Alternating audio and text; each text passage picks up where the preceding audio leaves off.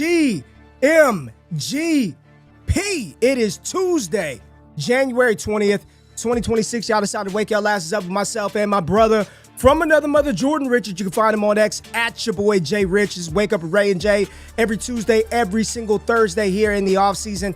9 a.m. Eastern Standard Time. We're talking all things NFL. We got a college football national championship game, Jay Rich. We got to talk about it. And I did put out some rookie draft content for all you crazies out there over on DDFFB. So make sure you check that out. We'll show that in a little bit. But we got the people in the building. Patrick, I'm sorry to disappoint you. No new intro. I don't know what this is. We got red colored text right here. No new intro. I know. I was playing with the text, Jay Rich. I don't like the red. We gotta change that. What's popping with you, Patrick? How you doing, baby? And Jacob, it's too early. It's too early, but I'm gonna give it to you, baby. Oh boy. I'm gonna give it. Mercy, I'm about to bust. Whoa! It's Tuesday. Whoa! Easy, Lord easy, have mercy, Jacob. I'm about to Easy, bust. baby. Harbaugh should have waited for the Bills job. We shall talk about that. Mick will talk about it. Nah. We got you don't think so? We ain't gonna talk about it. GMGP to you. Wyatt is in the building. GMGP. We got it. Let's effing go, Pats. Jay Rich hit the air horns for your boy. There it is. There it is. Rapid fire air horns, Kevin. GMGP to you. What's going down, big dog? We got one right here. I'm not a Bears fan, so I don't care. Midwest is taking over college football. Rico, give me the music, Jay Rich. Give me the music while I'm talking to the people. I need more. Gas me up, Jay Rich. It's early. You know, Martin Luther King Day was yesterday. Do you celebrate that in Canada? I do not.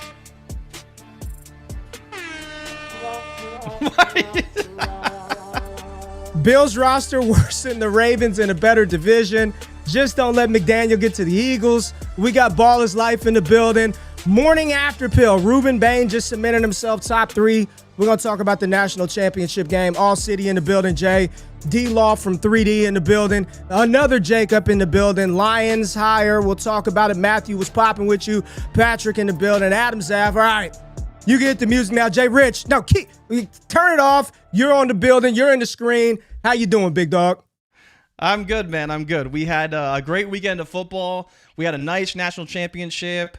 We had a lot of fun this weekend. So I'm happy. You know, we did lose some players, but ultimately, Ray, the Pats are moving on, and now I have to deal with them being favorites all week in Denver. And that makes me just a little bit nervous, but we got it done. Drake Maye didn't shit his pants in prime time, so that was good.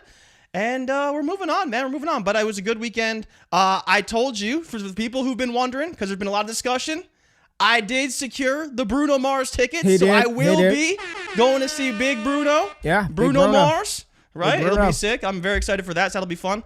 But how are you doing, my friend? How was your weekend? How'd you enjoy the football? And look at you. You finally fixed the text, so we're good to go. I was trying to do like a blue and red for what's up? I was trying to do like a blue and red Patriots for you, since your boys have the easiest path to a Super Bowl that I've ever seen in my life. Look, we still got to win the games, okay? By far. Still got to win the games, God. okay? People can discredit the path. They can discredit the opponents. Oh, guess what, Ray? Now CJ Stroud's no good, right? Oh, I played that Patriots defense. Now he's no good. Now it's too easy for the Patriots. Doesn't matter that we faced the #1 defense in the NFL and beat them. Nope. CJ Stroud's too bad. Easy for the Patriots. When did I ever say anything about Stroud? Defensively, the Texans did their job. Defensively, the Texans did their job.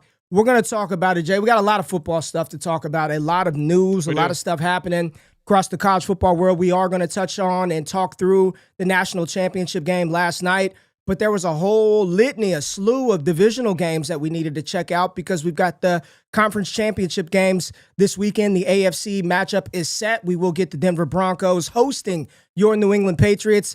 And then on the NFC side of the ball, we get the Seattle Seahawks hosting the Los Angeles Rams. So 2 very good matchups here for the NFC and AFC championship. Shout out to Indiana, man, real quick, right off the top. Shout out to Indiana. We will talk about it, Jay.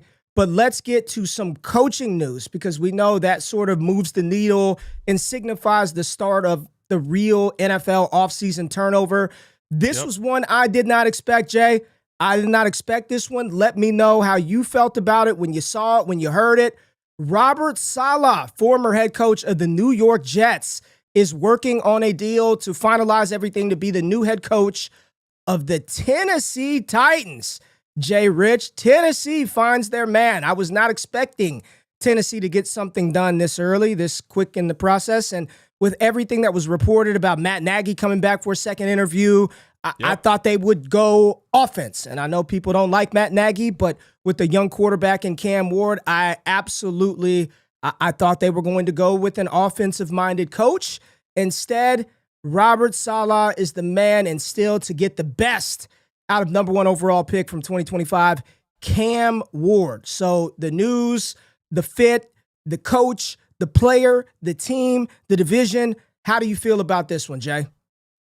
Well, there's a few angles for me with this hiring. Number one, it feels like a makeup hire for firing Vrabel, right? That's kind of right off the hop. You just look to a hard-nosed, tough coach, going to expect the most out of your players. That's what Robert Saleh is, and that's basically what Mike Vrabel did in Tennessee. They had a great defense. They figured it out offensively, but they really leaned on the running game and that defense. I think Robert Saleh is going to do the same thing for the Titans. So, you brought in Brian Callahan, then you fire the GM, and then you bring in a new coach, and it ends up being Saleh. We'll see who his OC is. I think he's going to turn around the culture, but it just kind of feels like they're making up for firing Mike Vrabel. We'll see how it all works out for them.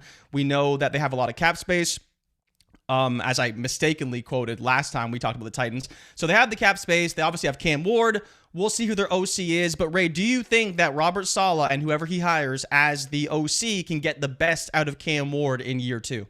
That's the question.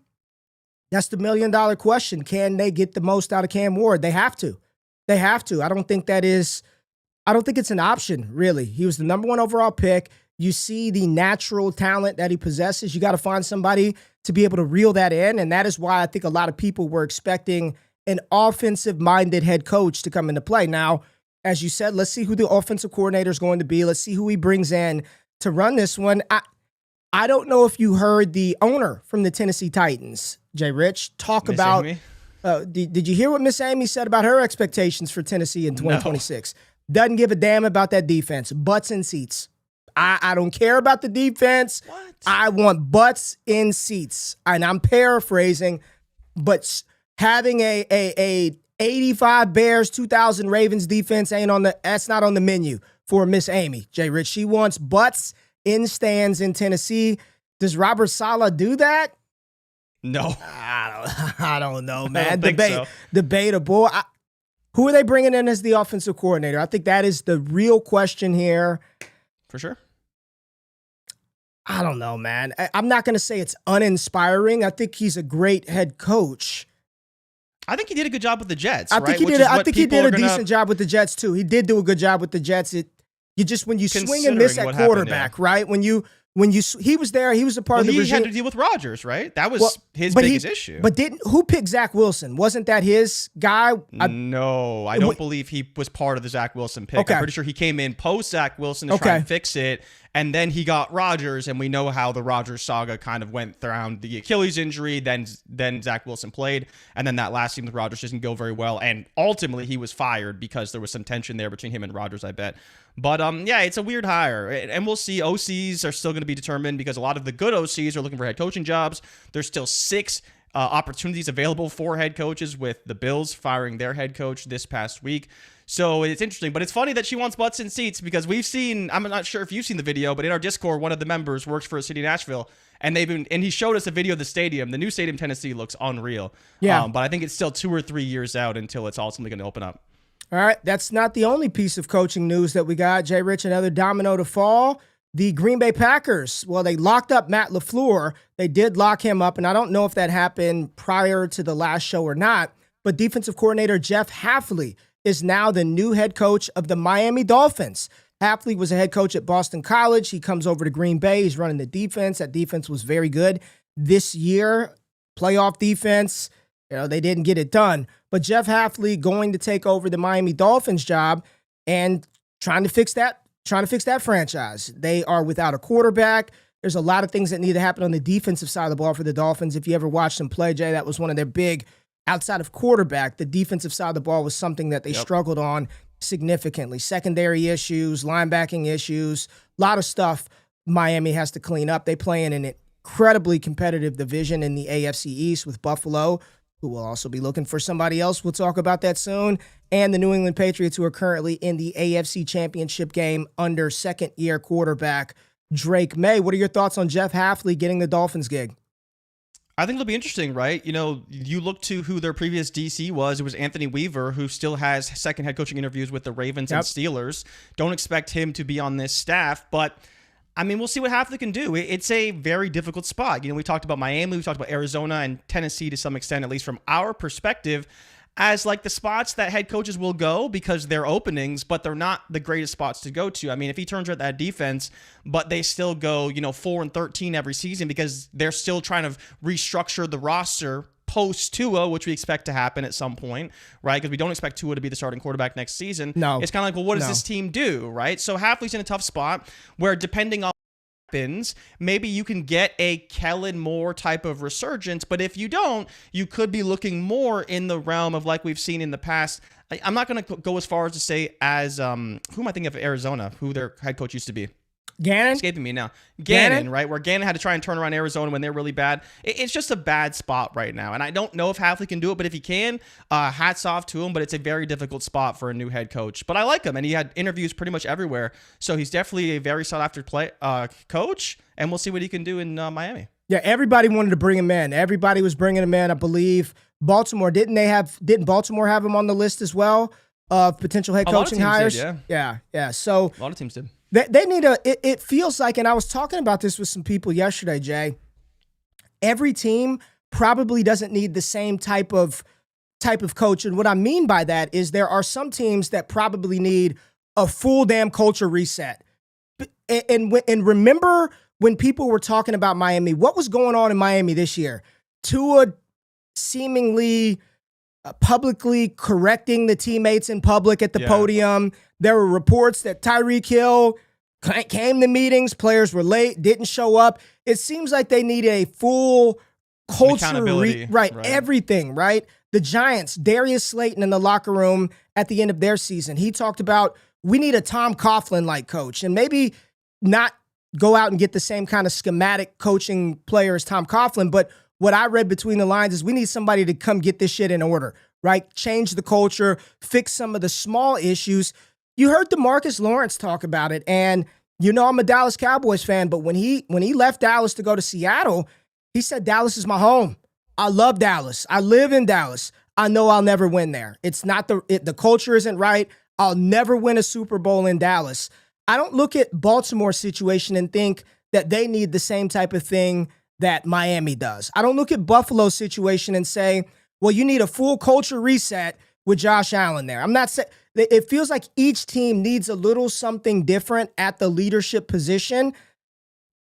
I think this was a good hire by Miami. We'll see how it works out in the long run because, again, you got to score points. This ain't the early 2000s. It's not the 80s. It's damn sure not the 60s or 70s where you can just have this stone, this wall of a defense and win games week in and week out in the NFL. I think it was a good hire by Miami getting Jeff Hafley in place. We also, I don't know if we talked about it, Jay. I'm not sure if we discussed it much, but Kevin Stefanski, the new head coach of the Atlanta Falcons. I'm not sure if this news had broke when we were on last Thursday, but Kevin Stefanski, he's retaining Jeff Ulbrich as defensive coordinator. Matt Ryan is in place as director of football ops or president of football ops, right? Something like that. Yes, high up there. High up there. So they've done a quick sort of reset with the coaching staff and upper leadership in Atlanta. Thoughts on Kevin Stefanski as the new head coach in Atlanta? And I'll just say, Jay, there are a lot of people who probably don't really watch football, but they've got big platforms and voices, and they saw what happened in Cleveland with Stefanski and old Shedeur Sanders, and they are not, that old DC Young Fly did not like the hire of Kevin Stefanski, did his boy wrong, did him wrong, and now you're bringing him to Atlanta to do Durag Penix wrong as well. What are your thoughts on Stefanski and ATL?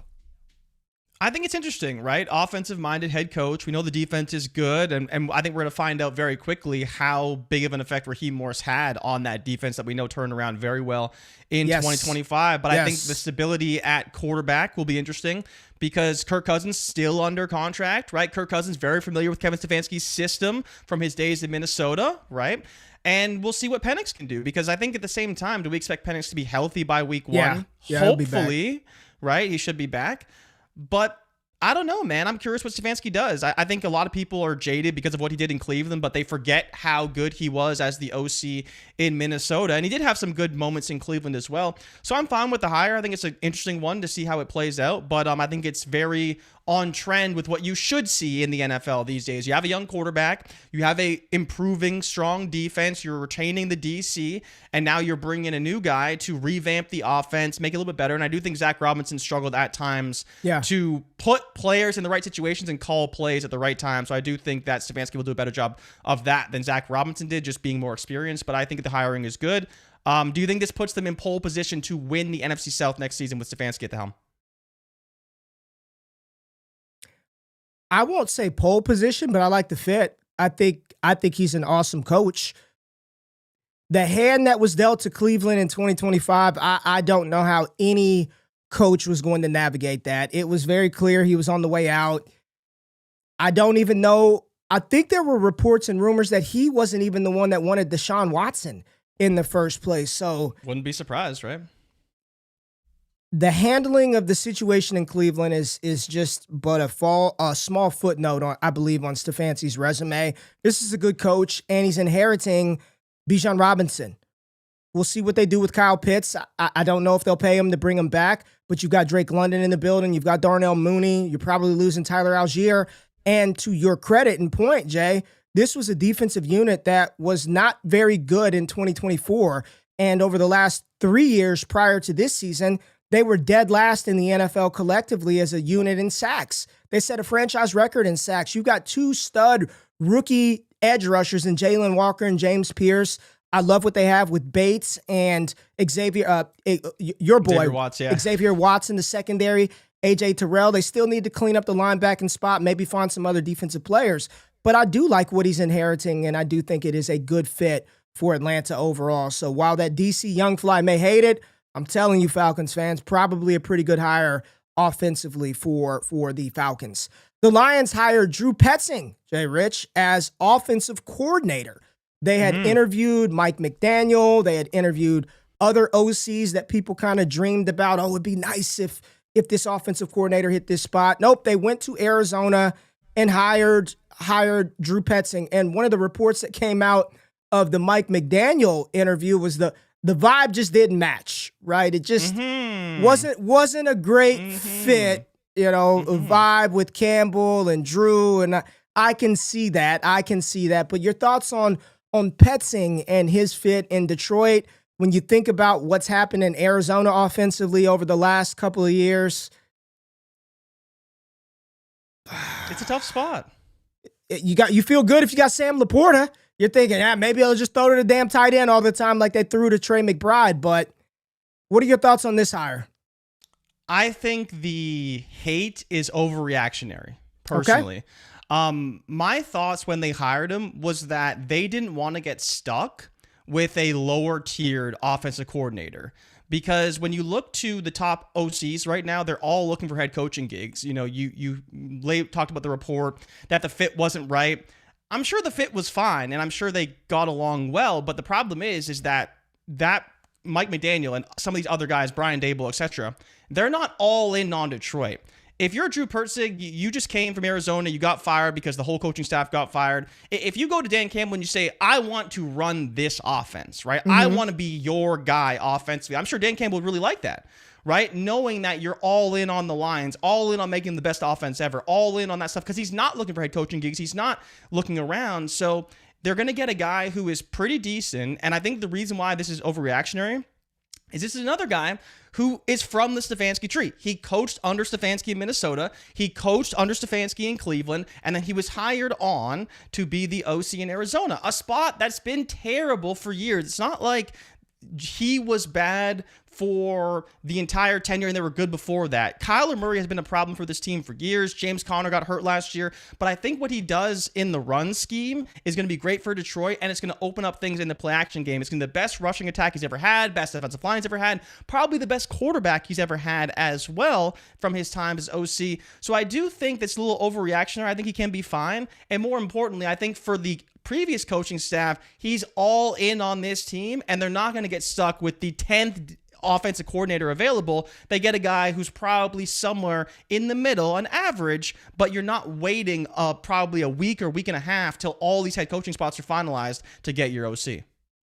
All right. Drew Petzing is the new offensive coordinator in Detroit. So we'll see how that shakes out for Gibbs. We'll see if David Montgomery is back. Amon-Ra St. Brown, Jamison Williams. You saw the comment from Jason. Jay said it took him 3 years to realize he had Michael Wilson on the roster. So we'll see how that goes with Jamison Williams and co.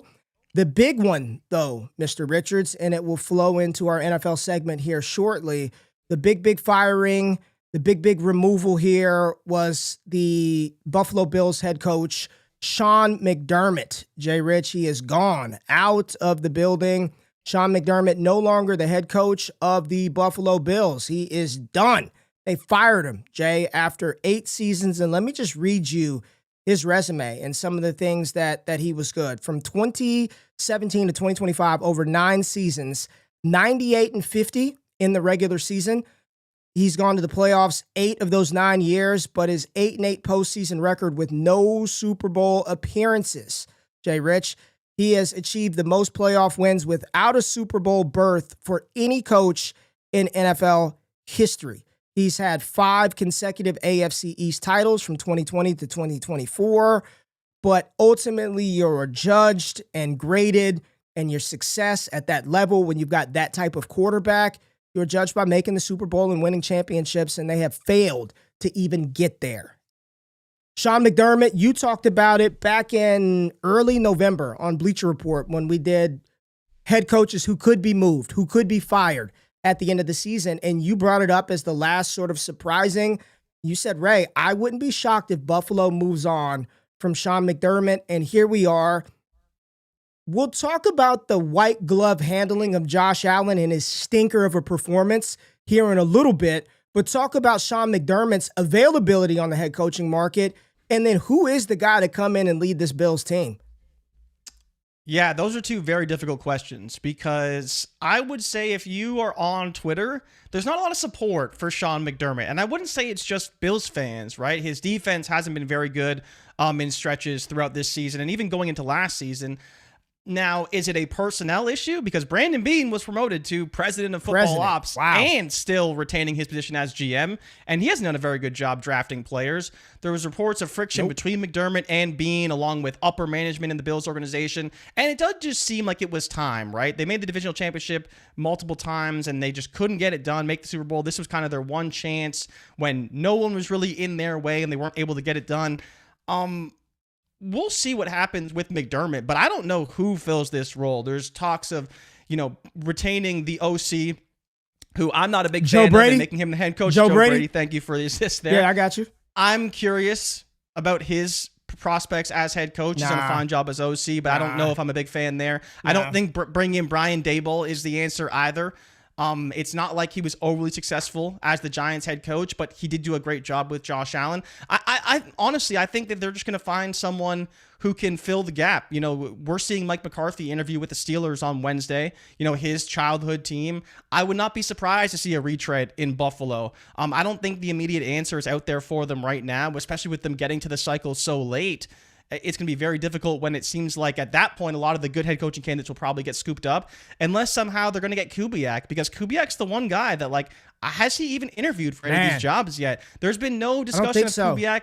It kind of seems like he's going the Ben Johnson route of waiting until the Seattle run is over or close to over. And then at that point, maybe we see him, if they win this week, do some head coaching interviews over the break because we do have that week off. But Kubiak has not been discussed pretty much in any spot, in any sort, by any major news outlet at all. And maybe that's the one guy you could say, okay, Kubiak can maybe save this team. But outside of that, I'm not really sure which direction they go. And I don't think McDermott's going to be coaching next year unless it's in a place like Arizona where expectations are low and he's expected to kind of turn around the team slowly. Because, Ray, let's be honest. Like, do you think McDermott's getting the Ravens job? Absolutely not. The Browns job? Maybe. The Steelers job? Absolutely not. And obviously he can't get the Bills job. That really just leaves the Cardinals. And we don't really know who they're going to hire, so he could be a guy that maybe fills that role. The Cardinals, of all the jobs that are available, that one feels like the worst one. The Arizona job, the NFC West, you've got a quarterback that you probably don't want to deal with. I don't know. Probably won't have to deal with them though. We'll see. Yeah, I don't know. I don't know want the Arizona job either, but it's one of 32, as you always say, right? And McDermott may be willing to take that job on.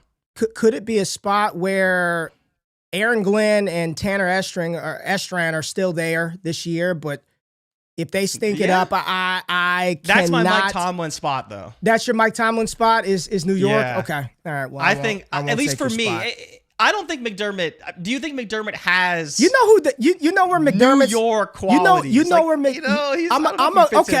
Okay. He may not fit there.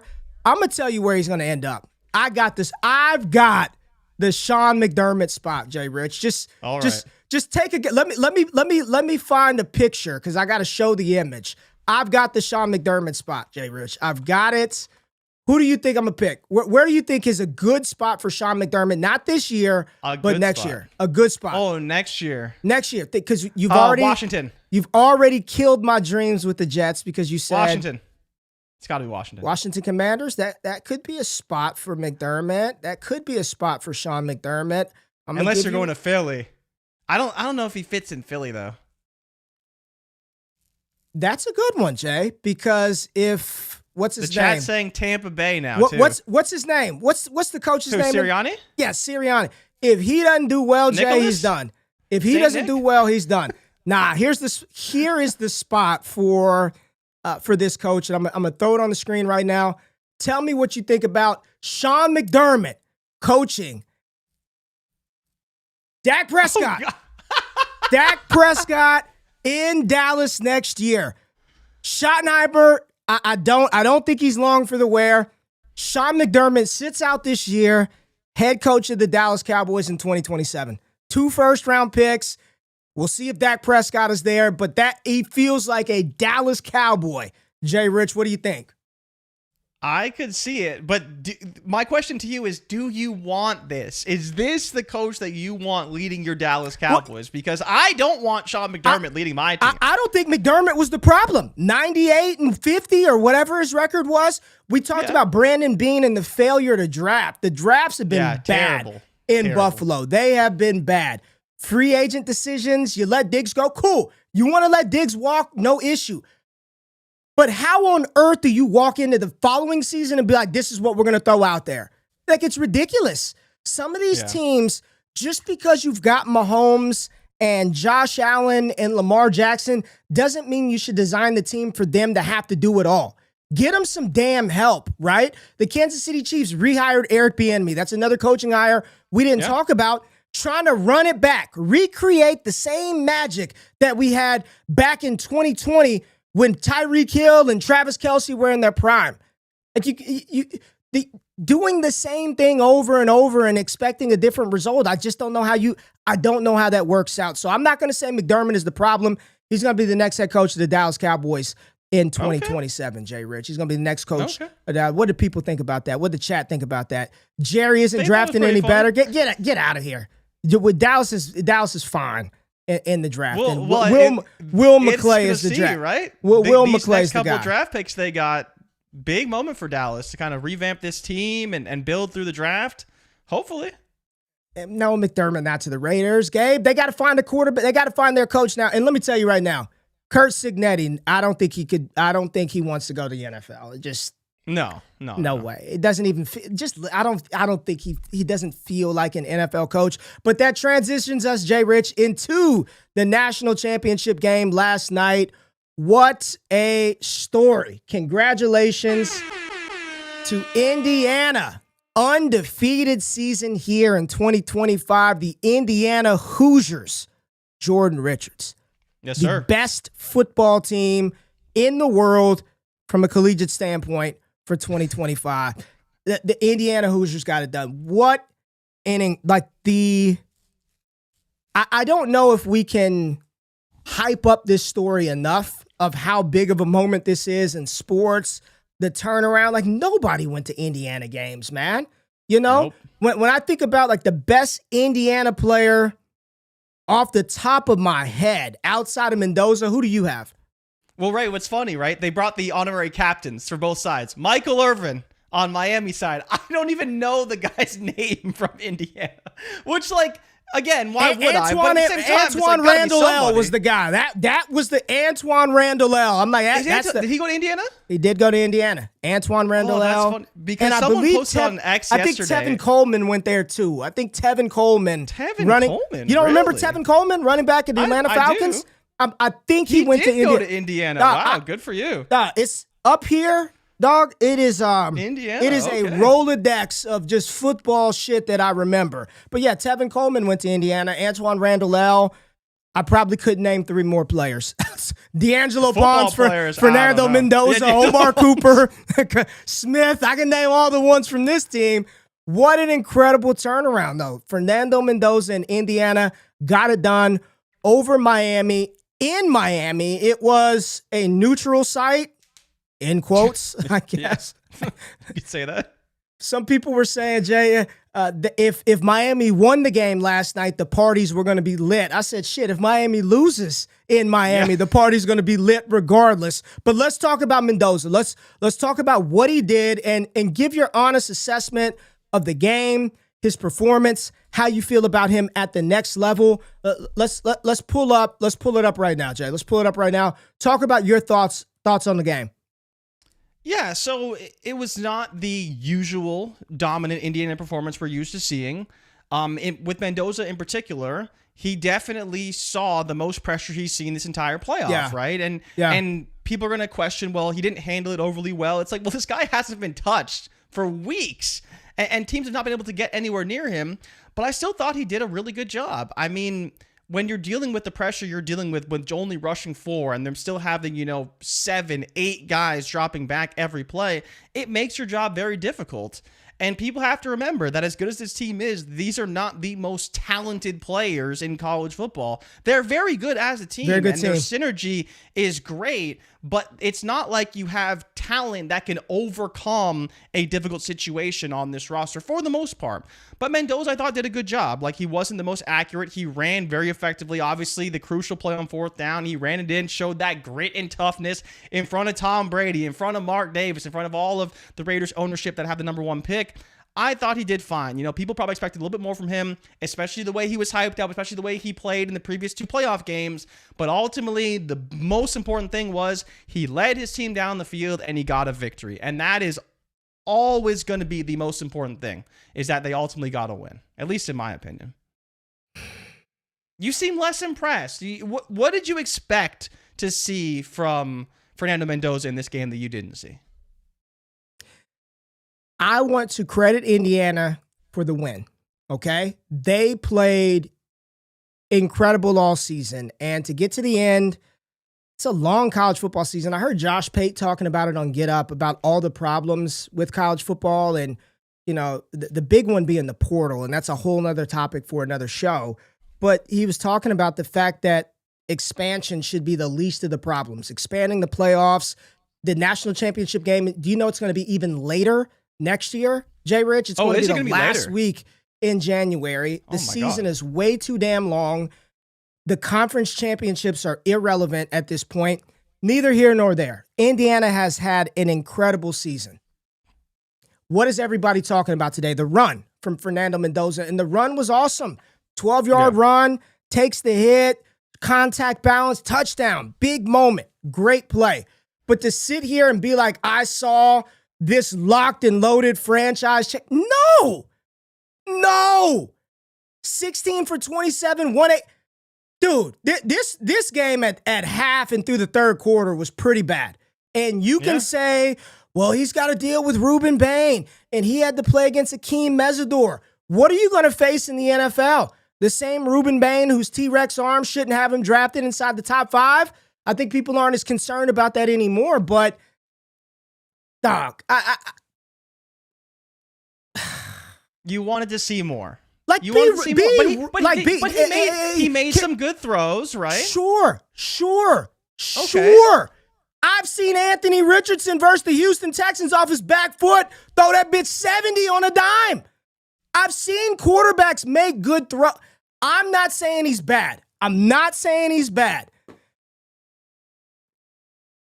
You're kind of saying he's I'm bad. I'm not saying that.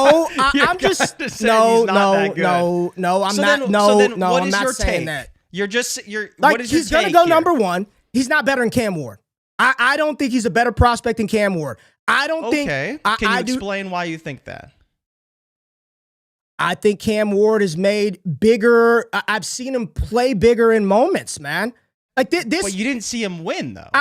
I'm not taking the win away from. I'm trying to separate how good the win was and how impressive the season was. To okay, now let's get him out of that. You're no longer in. I'm looking at you like the franchise changer quarterback for the Las Vegas Raiders, and I'm going to use a different position, but it's different, Jay. Look at how great Ashton Genty looked in college last year. People thought that like legitimate, this is a top 2 running back in the NFL out the gate. 2,500 rushing yards, most broken tackles in PFF history. And then he gets out there against other grown men, and you're like, okay, probably pretty good, but maybe not Superman. I don't know, Jay. I think he's fine. And I've said it from the beginning. I think he's fine. I don't think he's great. People are comparing him to Jared Goff at Cal. Half of y'all weren't even old enough to watch Jared Goff play at Cal. He's not Jared Goff at Cal. He's not fucking Andrew Luck. Like, he's not that guy to me. I think he's fine. You probably have to take him at number 1. If you, of course you do. Let's see who they get in as the offensive coordinator, head coach. I think he was fine. Like, I watched that performance and I walked away saying Malachi Toney was the best player on the field. Then it was probably Mark Fletcher. Then it was probably Ruben Bain. Then it was probably Akeem Mesidor. And then I get to Fernando Mendoza. Okay. But he's the quarterback, and the quarterback goes number 1. I get it. I get it. That's the rule, right? I just wanted somebody. I just wanted somebody else. I just wanted to put that out there that I did not. DP said the performance doesn't bother me at all. We'll talk about it when we get there. It's not just the performance. I've said it all year, right? I wanted this performance. I wanted to see just the elevation of QB play. And I don't know how you look at 186 yards, no touchdowns, 6.9 an attempt and say that was like a great inspiring quarterback next level performance. I did not see that, but I still like. I think he's fine. Hear you, but do you think you're being a little bit unfair when you look at the body of work in the playoff? Because he was lights out for 2 games against 2 other pretty damn good teams, and then against arguably the best defense he played, at least the best front 4 that he's faced. It's the first game they were really overmatched, and you just seemed like you were underwhelmed in the way that he performed against a rush. I didn't say he was bad. A bit overmatched. I am not saying he's bad.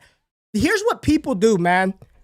You want to like something, right? You want to be excited for something and like it. And when do we ever get to this point and be like, not as good as this year? Like, you want to like the shit, and I'm not saying he's bad. I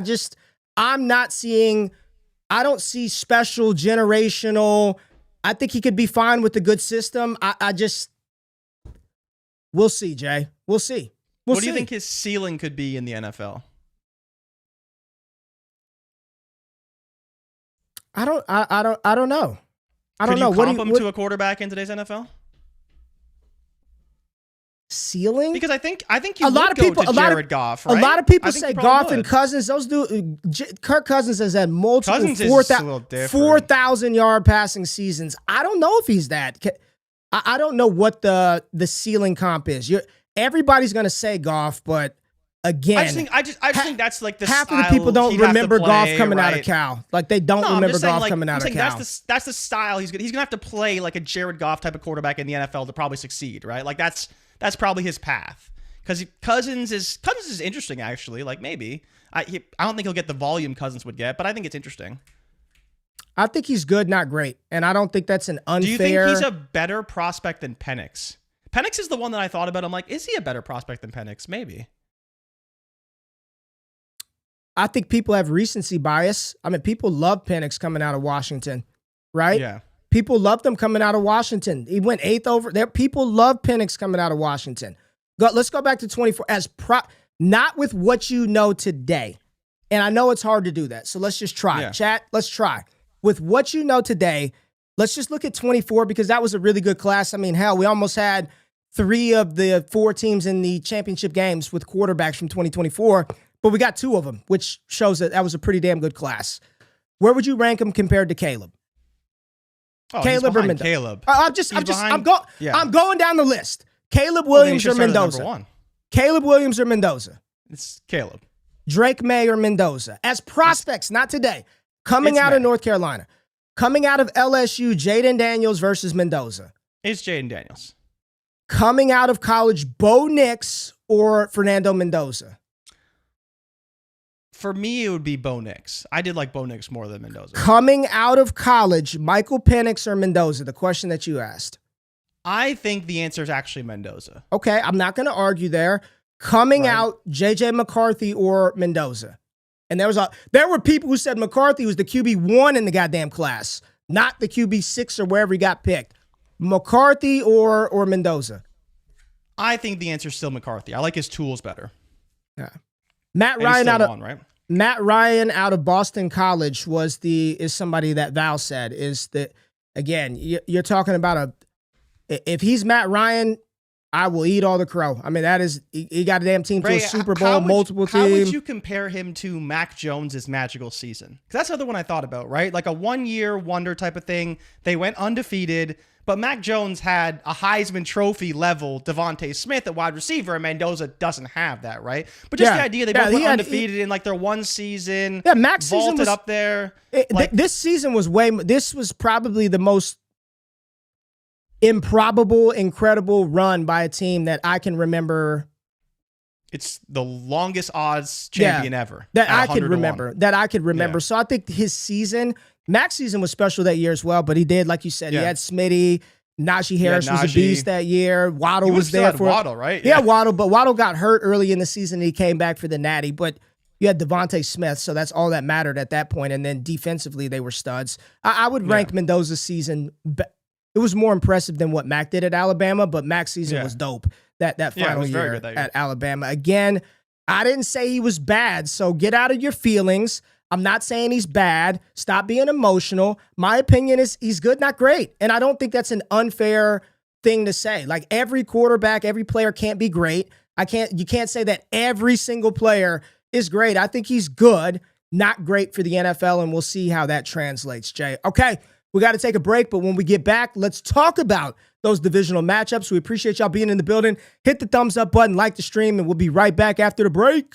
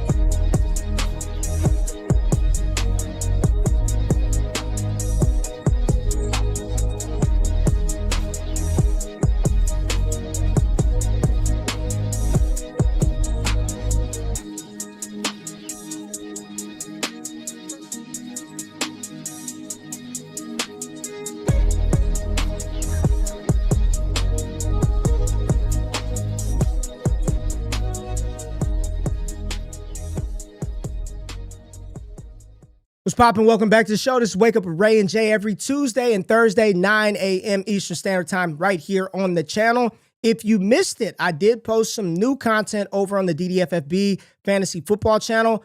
Mock draft, Jay Rich. Mock draft for rookie drafts, Dynasty, Superflex. I had to do Superflex because right now the single quarterback pool of players is barren. my friend. So we had to throw the quarterbacks in there. I went 4 rounds. New mock draft tool on ddfantasyfootball.com. Super dope. If you have not seen it, the Very Trinity show will be out later today, and the new Trinity, updated Trinity, is all on there. You got to trust it, follow the dots. But check out the 2026 3-round Superflex rookie mock draft over on DDFFB. Dope thing to kind of get you going, Jay. And let me tell you something, Jay. Let me tell you something that I'm doing, man. I'm gonna share with you and share with the people my scouting process for this year. Oh boy. You know, a lot of people, let's talk, because I want to have a third party, unbiased member sort of look at what I review in the notes. So the way that I've set this up is I've created my own GPT to take in. What I do is I've got a lot of people watch like 3 or 4 games of a player and then they write up their scouting report. Well, I've got access to a tool where you can look at whatever you want in succession, right? I can just look at all 112 targets from Makai Lemon and see everything from the fools. It's just really easy to get through a full season's worth of work really quickly with some of the data that we have and some of the tools that we have. Long story short, so what I'm doing is I'm watching all the reps for that player, and I am analyzing and talking through what I see as I go and recording what I'm saying as I'm watching it, right? So I'm watching all 112 reps and I'm recording, 2nd and 10, their 35, zone coverage, man, press man, hands, like whatever the play result is, right? I'm listing all of that shit out in the language model that I kind of set up, Jay, put some different prompts in there. And then I'm allowing that to sort of regurgitate back to me what I saw in my words, and then using that to compare what I've seen versus that player and the next player. But I'm watching every rep and I'm just talking through what I see. Man coverage, that was a lost rep. I'm starring this, great, outstanding, and using some of those qualifiers to give me like what did I see and what is the sort of the unbiased party view of these two players. It's going to be pretty cool when it's all, they're long as shit. But really, like in the moment, how do you feel when you're watching this guy? So letting y'all know some of those scouting reports will be up for free this week on Patreon. I'll post them. I'll put the link here and you can read them and check them out. But really want to have, because it's hard, right? You watch a few games or you watch 3 or 4 and then you pick the 3 or 4 that the guy balls out. I'm watching all of your pass rush reps on 3rd and 7. I can see him on 3rd and long. What did you do? Capture it, record it. Use some of this AI shit to your advantage, man. It really does help you out. Yeah, Ray GPT, damn grounded for real. Ray I, get out of here. And let me bring a couple of things up too. That I saw in the chat. Scribble said people said Maye needed to sit 4 years. Nobody said that. I don't know where you got that from, Scribbles. Not a soul said he needs to sit for 4 years. Talking about how people are hard on their quarterbacks, and then this one right here. I'm hyped to see Mendoza's NFL career. People get too enamored by raw passing stats. I think he's going to go do great in Vegas. You know who else people thought was going to do great? Kenny Pickett in Pittsburgh. There was another one that also said, here's the thing, and this will transition into the first game. All these QBs all these QBs had to carry their teams. Mendoza's team didn't need him to do all that to win. Just take care of the ball. I think if asked, he could ball out. Okay. But when you are but when you are in the moment and I need you to get it done, I need to know that you can get it done in the moment. Okay. So let's talk about the first game that we're going to touch on. Jay, where are we going first? I assume, do you want to go to Denver first? Let's go to Denver. 33-30 overtime victory by the Denver Broncos. What a way to kick off the divisional round, because this was a hell of a game. This was a good-ass game, Jay Rich. The Denver Broncos, as predicted by yours truly, got it done. I got one of them right, Jay. We'll talk about the one I got wrong, but I got this one. We both went 2 and 2. Yeah, we both went 2 and 2. Denver got it done 33-30. I thought Bo Nix played really well in this game. 279, 3 touchdowns, had the interception, led the team, and they could not run the ball, which was potentially they may get J.K. Dobbins back. Desperation there for Denver. That Dobbins, he's out for the season with the foot. We'll get him back. Josh Allen on the other side, Jay. 283, 3 touchdowns, sacked 3 times, 2 interceptions, 3 fumbles, 2 lost. James Cook, you talked about them needing to run the ball. They did that. 24 carries, 117 yards for James Cook. Leading receiver, Dalton Kincaid, Khalil Shakir, Ray Davis. They need to upgrade their weaponry in the worst way. Denver won the game, but probably lost the battle in this one, Jay, because as they advanced the AFC Championship game, when I saw the news, I thought it was a joke. I was like, there's no way, right? They just won. They're going to the AFC title, the number 1 seed. Bo Nix fractured a bone in his ankle on, I believe, the second to last play of the game. Some people are speculating it was on the kneel down. QB sweep, I'm pretty sure. It was the QB sweep. Some people were speculating on the kneel down. It may be worsened. And when I watched the kneel down live, I'm like, just go down. Like, just take the damn knee and don't even get hit.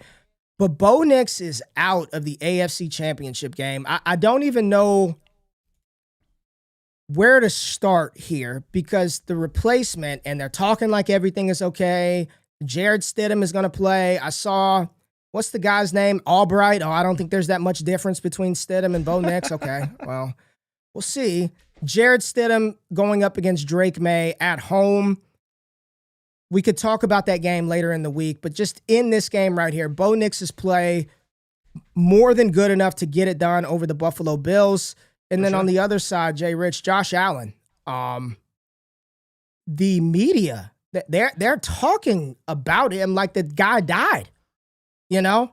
Like we're at his funeral. They got we're so incredibly sorry for the city of Buffalo. This is devastating. You're the one who put the ball on the ground 5 times. You turned it over 4 times. Josh Allen, why are we handling him with white gloves today when you ain't the one who threw that shit behind you, just fumbled and tossed it back at the end of the half to give Denver a field goal? You're the one throwing interceptions. Josh Allen, as great as he is, how is this anybody's fault? How does he not shoulder the blame? Why is everybody else taking I should have caught the ball, Brandon Cooks, Josh didn't let us down, we let him down? Come on, man. Come on. He needs to get his fair share of the criticism today, tomorrow, and all offseason. Because it's him. He's the quarterback, right? If Bo Nix would have lost it, it would have been him. Cam with the big game. That's who he was at Oregon. Caleb Williams stunk it up. He's getting his ass eviscerated today. Brock Purdy and the Niners didn't do a damn thing. He's getting torn up today. Why have I not seen any of this on Josh Allen? Because everyone knows that Josh Allen's the whole reason why they had any shot of winning that game. Cool. And why did they? It goes both ways. So it's only fair to talk about it when they win then, right? Because of him, we'll praise him when he wins. He'll win the MVP. But when they lose in a gotta-have-it moment in the playoffs, we won't criticize him because the only reason they're there is because of him in the first place. So no criticism. That's it's not about no criticism. He took accountability. He said it was on him. I'm not talking about him. I'm not talking about him. I'm talking about you're talking about other people. But he took responsibility. That fumble at the end of the half cost them the game. That's a fact. If it wasn't for that fumble, and the James Cook fumble wasn't great either, but that's obviously not on Josh Allen. But Ray, you watched the game. The interceptions really weren't that bad. The first one wasn't great. The second one definitely was not a bad interception. It just came at a bad time in overtime. Denver took advantage, won the game. Normally the picks come at bad times. Normally that's how that works, right? No, but it depends on what happened, right? When you throw a ball in a one-on-one situation and your receiver has it and then he doesn't have it, like, is that on the quarterback? You could say yes if you want, but we all know that's 50-50 play. It can go either way, right? The first interception was not the best throw, was a bit off target. And then obviously, but the fumble before half was the biggest fumble. The fumble where he got sacked in the backfield, that was just a great play, right? That's football. But it's still a turnover. It's still a turnover. Good player. But in the same way, like, right, it goes both ways. But no one's talking about Drake Maye fumbling, 3 times in the pocket because the rush was too quick and they got to him. That's going to happen when you have a bad offensive line or, for example, you're playing against a great pass rush. But you look at the turnovers as a whole, the one bad turnover was the fumble at the end of the half. That was extremely costly, and that was a very bad turnover, and that's why they lost the game. Josh Allen did lose in the game, but he also did put them in position to potentially win it. It just didn't happen for them. And it's because their defense sucks. Like, let's be honest. the defense was once again not good enough, right? In the same, we can say that Josh Allen lost in the game, and that's more than fine. But at the same time, you allowed 30 points again and lost. Like, this is just what happens, unfortunately, for Buffalo. And I get feeling bad for the city. I mean, they lose games in ways that, like, they always find new ways to Don't nobody lose feel football bad games, for which is crazy. Dallas. Don't nobody feel bad for this city. Why is it The hell feel bad outta for here. Dallas? I don't know, but Remember when Dallas lost that game in San Francisco? No one felt bad for them then. Nobody felt bad Zeke for was Dallas. leapfrogging the football. Yeah, when they run a fake punt, Zeke. Don't even get me. Don't Zeke get. dive up We're on not. the middle We're and not fourth talking and about 20, them right whatever now. it was. We're not talking about that right now. I watching that game, Jay. What I really appreciated in that one, and a lot of people say it wasn't his best coaching job, but the sequence at the end of the game. A lot of teams, because we've seen it in we saw it in the playoffs. A lot of teams, they're in the position that Denver was, and they just try to run the ball, kill the clock, get in position. Let's try to take a field goal, right? Let's play. We'll set up for a 59-yard field goal, and you kicker, you better freaking make it. I love Sean Payton saying we're going to air this bitch out, right? I know they're going to send pressure. But they weren't airing it out to complete the pass. It doesn't, but you know what? Still, like the cojones to say, I'm going to take a deep shot and just bet that this guy's going to panic and we're going to draw a penalty. Like, just to do that, man. To do that. This is why, like, Sean Payton, good coaches matter, right? Good. I don't know why that came up. Good coaches. Let's go, T-Law. No, good coaches matter. And I did like that sequence at the end to say if they want to be grabby, that we're going to keep airing it out. And the last throw, the one that set him up right at the goal line to score, Marvin Mims should have caught the damn ball. You could say they didn't. It was right in his hands, Jay. He got pass interfered, PI'd against, but it was right in his hands. Love the aggressive coaching style at the end from Sean Payton. Sean McDermott had to go. He's been a great coach. For sure. At some point, they just needed, there's another direction, another voice needs to be heard. So McDermott had to go. Josh Allen needs to be held accountable by everybody for this one. And it ain't just the fumble. He had 4 turnovers in the game. And yes, he's great, Jay. He can be great. And you are absolutely correct that the reason that they are in the position that they're in is because of Josh Allen. But you've got to get it done at some point in the playoffs, man. He's got to get it done. In a playoff that didn't have Patrick Mahomes, that did not have Lamar Jackson, no Joe Burrow in the playoffs, get it done. Get it done. And he did not do that. And I kind of wish we could swap out the teams. Can I switch Denver and Buffalo just for this next matchup, right? Can I switch? Now Switch you Denver want and Denver Buffalo? to win. No Bo Nix. That changes the math. That's huge not having Bo Nix out there. This was a great game, overtime thrilling finish, and I'm sure we'll continue to talk. Who's the coach that's going to come in and get this done for Buffalo? Just off gut feel. Who is it? Is it Clint Kubiak? Is that who you're praying for? That even though there's no connection at all, are they just going to promote Joe Brady? You fire the head coach, promote the GM just to hire Joe Brady? The OC? I really don't know. Like, I haven't seen anything about this job in terms of linking a player. But it feels like they just go defensive personally. Like, everyone wants Lamar to get this offensive head coach, Allen to get this offensive head coach. I just don't think it makes sense. Like, you already have a great offense because you have the quarterback. So just go out and get yourself a great DC that can revamp your defense, make them great, and the offense won't have to do as much. These teams don't win football games because their defense isn't good enough. I mean, look at the last 4 teams that are in this conference championship. Denver, great defense. Patriots have played phenomenal defense so far, right? The Rams defense is a little suspect, but then Seattle's defense is the number 1 defense in the NFL. Great. Yes, it's great so, defense. like, all these teams have had to play great defense to get where they are. And the Bills weren't able to do that, and they lost because of it. So I think if you're the Bills, you look at your team, you say, yes, we need offensive pieces to add to this offense, but we don't need an offensive-minded head coach to take this offense to a higher height than we're at. We need a defense that can work for our quarterback, and I think the Baltimore would say the same thing. And I think so you're saying they don't need Mike McDaniel? They don't need Mike McDaniel? No, they don't need Mike McDaniel. Someone's going to hire Chris Shula, and I think it's going to probably be the Steelers.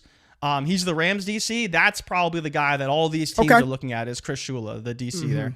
I don't know if Seattle has a DC that anyone wants in particular, but like Elijah Evero's been talked about. What's his name's going to get? It feels like Udinski is going to get hired too. The OC in he's Jacksonville. OC for Jacksonville. He's the 30-year-old OC, but I'm pretty sure he only has a second interview so far with Cleveland. Cleveland seems hell-bent on a young offensive hire. But McDaniel's also been rumored there pretty heavily. And Udinski, as you mentioned, isn't a big option there. So we'll see. Because there's also the Rams passing game coordinator. I forget who his name is. But he's another guy who's getting some head coaching interviews as well. All right, Jay, the next game on the slate, that on the first slate of divisional games, San Francisco went out there and got their asses beat. They got absolutely decimated by Seattle, 41-6. Did I not say it on the and where's that one guy at? Where's that one guy at that was pumping up Seattle? Good, I got to give him his air horns. Got to give him his air horns. What did I say about Shaheed? I was like, man, Shaheed's going to make a big play in the game, Jay. Kick return touchdown for Shaheed. We talked about the special teams. First play. Kick it to him, touchdown. Avalanche after that. It was, what was it? What did the game start off? Kick return touchdown, damn interception, whatever it was. San Francisco didn't stand a chance, Jay Rich. They lost Jake Tonjes in the game. Christian McCaffrey got hurt in the game. Yep. They were playing Jordan James. When Jordan James started running the ball, I was like, that's it. He ain't played all damn year. And now they got Jordan James out there running routes, catching passes, running the rock. San Francisco got as far as they could. And that was it, right? That was it. Sam Darnold. Fine. He didn't have to do a whole lot. He didn't have to do anything. He hadn't had to do shit for about 8 weeks now. 124 yards, 1 touchdown to JSN in the first quarter, I believe. That was all JSN had. That's all he had to do. 3 for 19. Cooper Kupp led the way, 60 yards. Yeah. Kenneth Walker, 3 touchdowns. K9 out there, Jay Rich. Kenneth Walker. K9. Bell Cow Walker. Increasing that forward too. Increasing that free agent price. He's raising yesterday's price. Now I got to get that sounder. It's not today's price for Kenneth Walker here, Jay Rich. I don't really have a lot to take away. San Francisco, this was a rough season for him. I saw some people from San Francisco say they need to give Brandon Ayuk his money back. Like, give Ayuk his money back. Pearsall, Jennings, Luke Farrell, Kendrick Bourne. The luck ran out for San Francisco. What else you got in this one? Yeah, they met their match, right? This was always an outcome that was possible because of what we saw just 2 weeks ago, and it's exactly what happened. Shaheed, right off the hop, I texted in our group chat, it reminds me of when Percy Harvin took the second half kickoff in the Super Bowl for a touchdown, and you just kind of knew at that point that game was over.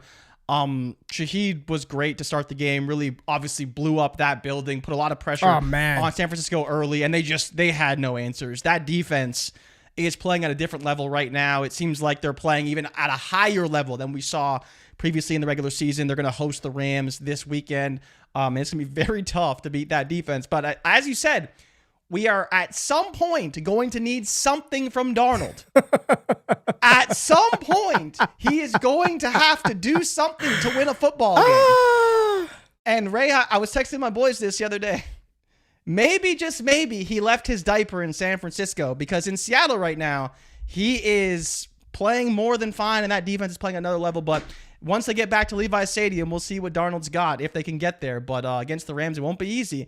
But at some point, Darnold's going to have to do something. What are your thoughts on Charbonnet tearing his ACL out for the rest of the year and probably into next year as well? Yeah, that sucks for him, because I think it changes what Seattle may have to do with their backfield. There was a lot of talk that Kenneth Walker was going to be gone, and you would assume that Charbonnet would step up at least into that feature back role. They probably would still add another body, but it definitely changes the plans for what Seattle needs to do next season, this season, and for their playoff run.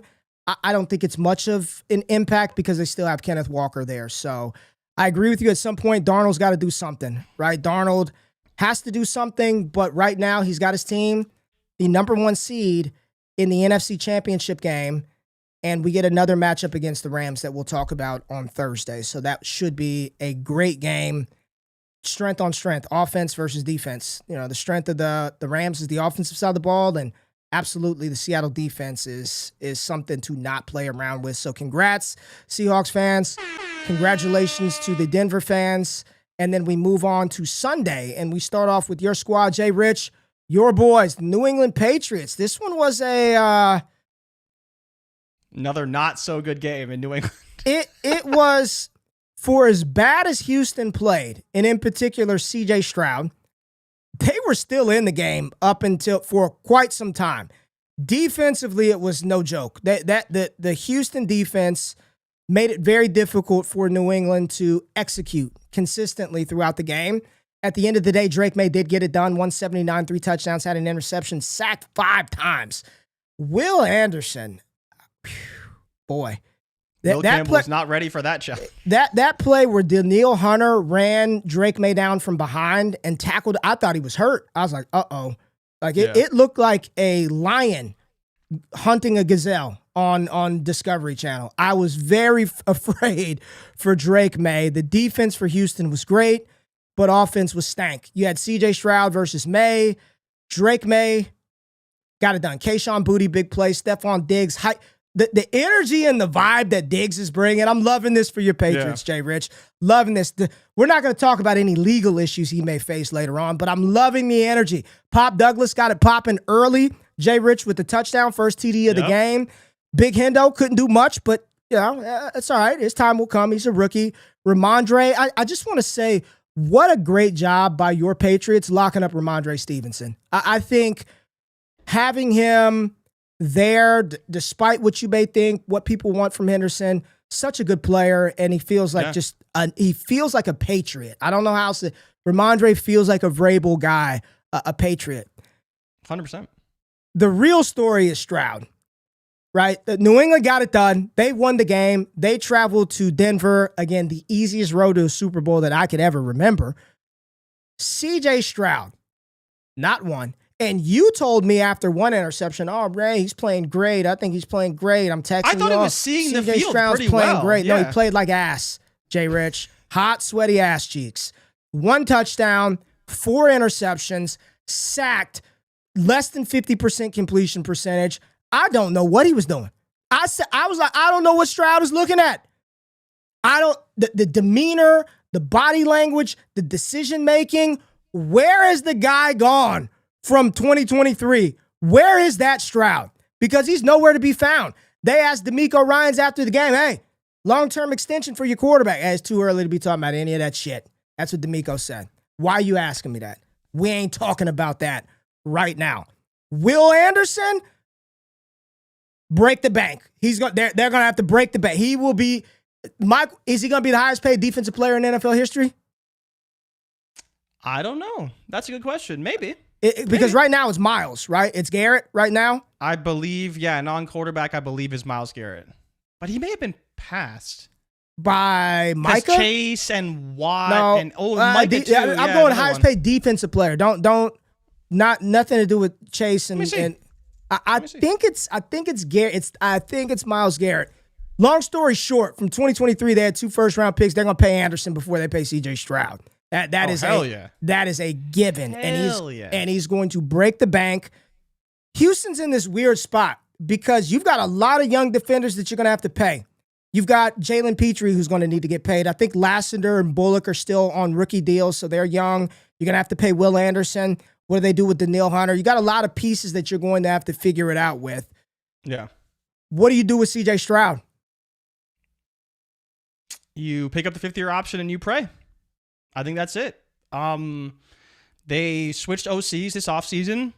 Sort of worked, sort of didn't. I don't think that Davis Mills arguably playing better than Stroud at points throughout this season really helps Stroud because we know that Davis Mills is not the long-term answer there.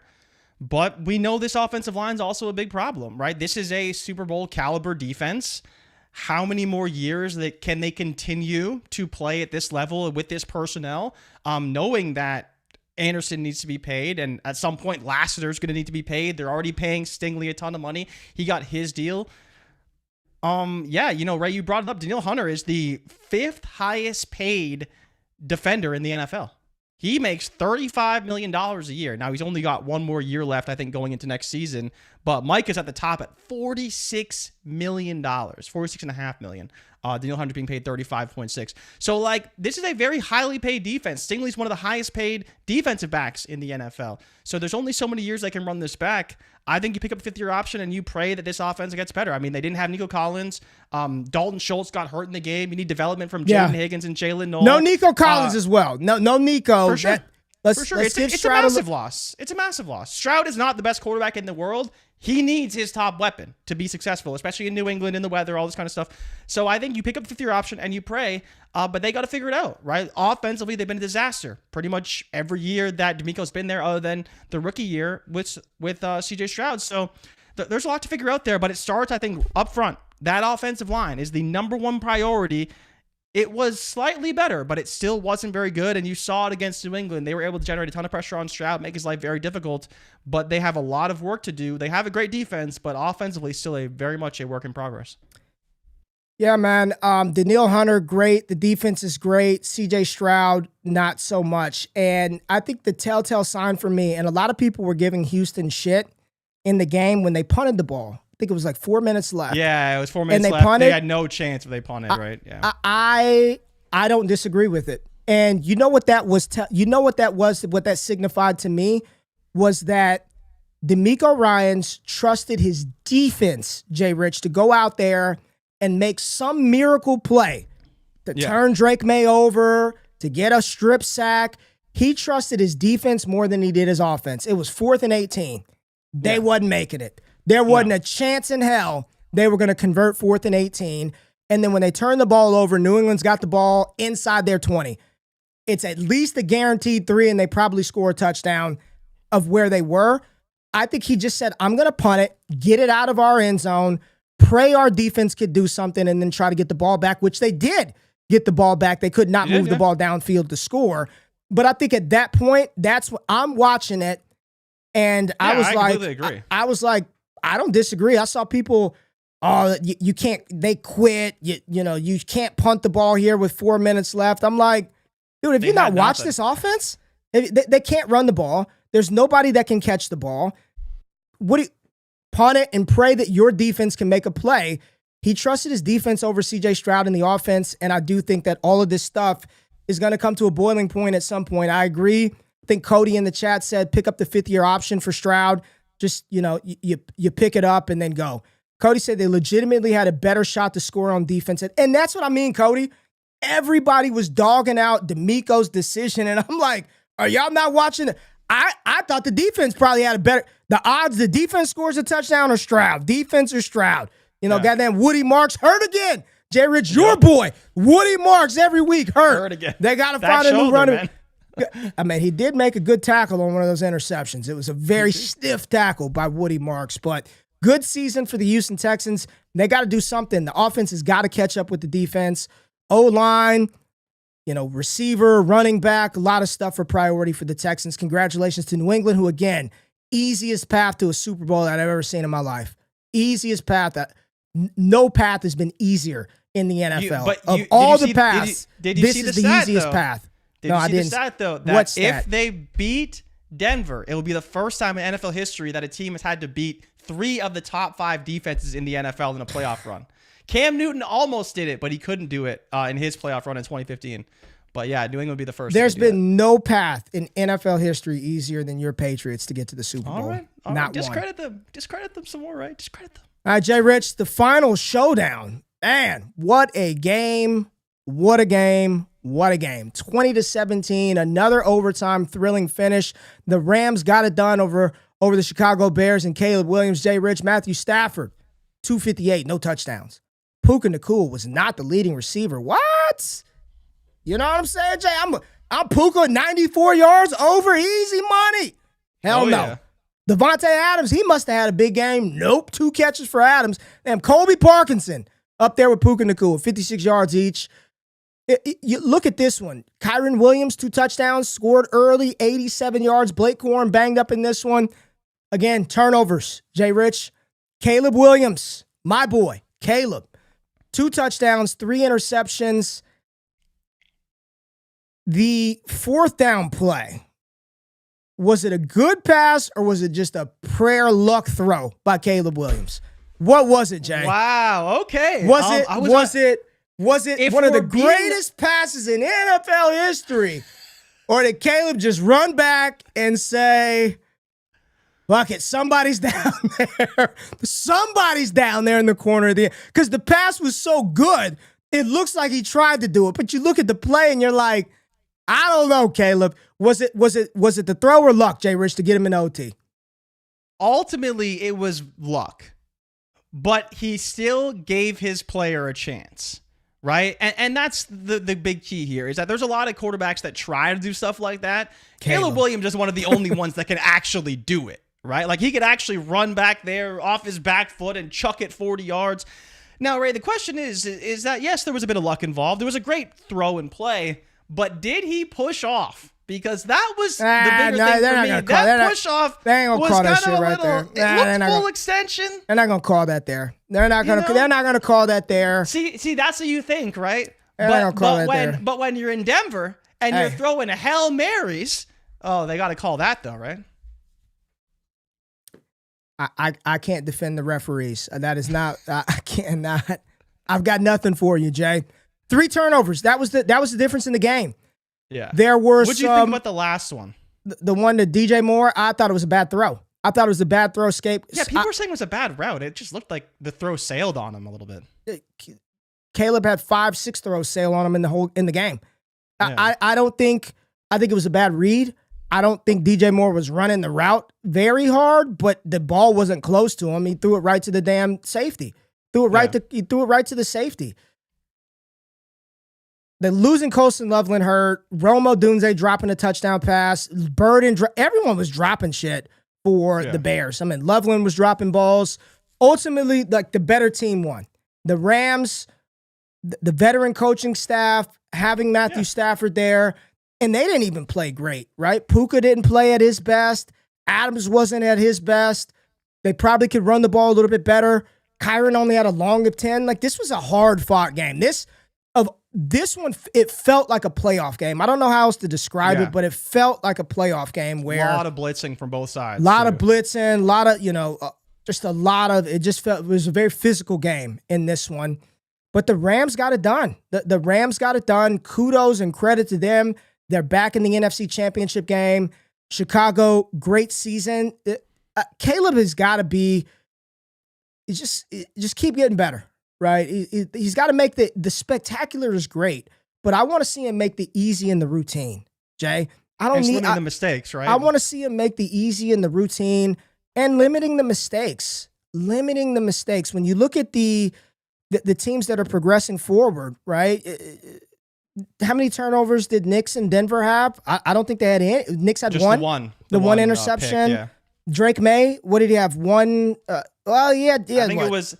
The Hail Mary doesn't really count. No, that right? doesn't count. It was a Hail Mary. It was the end of the half. He just threw it up. The fumbles were not good. The fumbles were not good. You got to hold the ball, and even Vrabel called that up. I think they only lost one, though. But don't fumble the ball. Vrabel even called it. You can't throw three picks, right? Especially in overtime. You just can't do that. Any other big takeaways from this one? It was a good game. His interception was not that much different than Josh Allen's. Yeah. Right? Like, you're trying to make a play, go out there, win the game. Now, it was tighter coverage, in my opinion, than Allen's. But the result ended up being the same. You threw a pick. It's unfortunate. The other team won. They played better football. They played more sound. They had less turnovers. That's football, though. When you're in the playoffs, you have to play great defense and you need to limit your turnovers, because those are the two things that are going to ultimately decide a game. Offense, of course, is very important, and at stretches, Chicago was great. They came back once again when you thought they were dead. They came back and ultimately tied the game up. But in the end, like you said, the better team won, and it came down to those turnovers pretty much in every game so far. It's been turnovers. I'm excited about my boy Caleb and his outlook in the NFL. This is year 2 in the NFL for Caleb Williams, year 1 in Ben Johnson's scheme. And I don't want to just automatically assume they'll be right back next year, because we do that a lot. Oh, they were good this year, so they're going to be even better next year. But I do expect him to get better in this system, right? To feel more comfortable. We'll see what they do with the receiving core and how that shakes out next year. I do think that Colston Loveland is going to be the primary. You know, For sure. you're looking at Burden and Odunze. I think it's going to be Colston Loveland as the primary target earner on that team. DeAndre Swift, did they re-sign him? They may need to do that. Yeah, bring back DeAndre Swift. I like Kyle Monunga. I think he's on a 1-year deal. I believe DeAndre Swift is on a 1-year deal, Jay. So they're gonna have to figure something out with him. You did find Kyle Monunga, and they've got a really good offensive line. You know, you look at this game. Yeah, they'll have to restructure him. Caleb He's Williams under contract. Have to restructure it though. Caleb Williams, no sacks. Matthew Stafford was harassed all day, right? So there's a lot to love about Chicago. Great step forward, and we'll see how they progress next season. All right, Jay, those were the 4 games. The AFC and NFC championship games are set. We'll talk about that on Thursday, but any other takeaways from the weekend, the head coaching stuff? Has any news broke before we get out of here? I haven't seen anything yet, but yeah, still a lot of head coaches to figure out. Then OCs, of course, to follow that. So we'll see how that all happens. I think a lot of people are wondering who the OC is going to be in Tennessee, because that's a big spot, knowing that Cam Ward and his development going forward. But I would expect a lot of DC hires to come in, especially in Buffalo, in Pittsburgh, and in Baltimore kind of going forward. All right, Jay Rich, we've got Bleacher Report today, so make sure you follow us on the Bleacher Report app. Check out all the content on the channel. I will be posting, I don't know when I'm going to do the mock, Jay. It may be a little later today. Get a 2026 mock out. I like to do those on Mondays or Tuesdays. Check out the content on DDFFB. Scouting reports for some of the rookies will go live on Patreon, patreon.com/allgas later this week. Check out the content. Trust the Trinity. Go to the website. Let me talk to the people before we get out of here, Jay Rich. Let me say happy Tuesday to y'all out there. Appreciate you, Adam. Thank you, Ricardo. Luke, Jackson, what's going on? Ball is life, W Stream. Much love to you. Recovered Ridley Truther, what's happening with you? Mick Vasquez, what's going down, baby? Scribbles, appreciate you being in the building. Morning After Pill, thank you for joining in. John Smith, thank you as well. Cody, Sean, and Kevin. Tanner, what's happening with you? Jay Rich, until next time, have a great Tuesday. Be safe out there, y'all, and wake up with us on Thursday. We'll be back. We out. Peace.